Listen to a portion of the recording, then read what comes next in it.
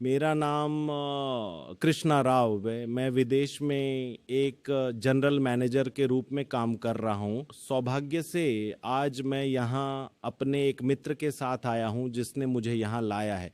वास्तव में जाकिर, मैंने उन्हें टीवी पर देखा है और हमेशा मेरे मन में था। मेरा मतलब है, यह एक महान अवसर है जो भगवान ने मुझे दिया है कि मैं उन्हें व्यक्तिगत रूप से देख सकूं और एक सवाल पूछ सकूं जो हमेशा मेरे जीवन में एक संदेह था कि भगवान ने एक धर्म क्यों नहीं बनाया, या उन्होंने सभी के लिए एक धर्म क्यों नहीं बनाया ताकि इस धरती पर शांति बनी रहती।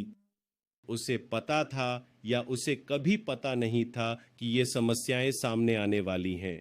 भाई ने बहुत अच्छा सवाल पूछा, बहुत महत्वपूर्ण सवाल। भगवान ने केवल एक ही धर्म क्यों नहीं बनाया?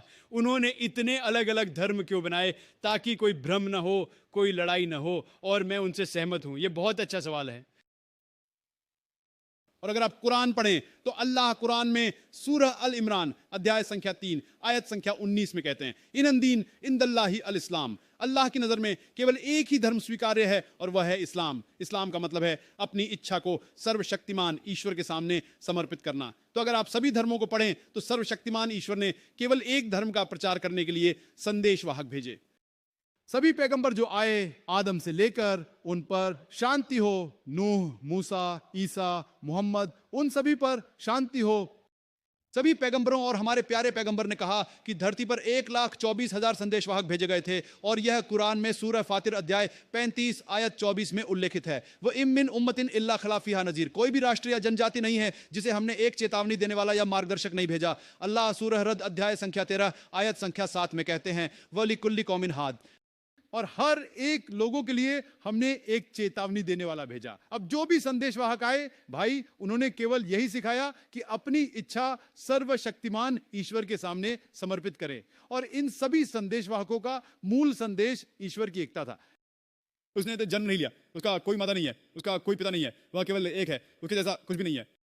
लेकिन समय के साथ जो भी संदेशवाहकों ने प्रचार किया वह भ्रष्ट हो गया। और अगर आपने मेरी बात सुनी हो तो मैंने उल्लेख किया कि अधिकांश शास्त्र जो कुरान से पहले आए थे वे बदल गए। और अल्लाह कुरान में कई जगह कहते हैं, अगर वह चाहते तो वह सबको अपनी इच्छा के अनुसार भगवान के सामने झुका सकते थे। सभी मुस्लिम, देखिए मुस्लिम भाई, इसे धर्म के रूप में न लें। इस्लाम का असली मतलब है कि यह एक दीन है, यह जीवन जीने का तरीका है, अपनी इच्छा को भगवान के सामने झुकाना।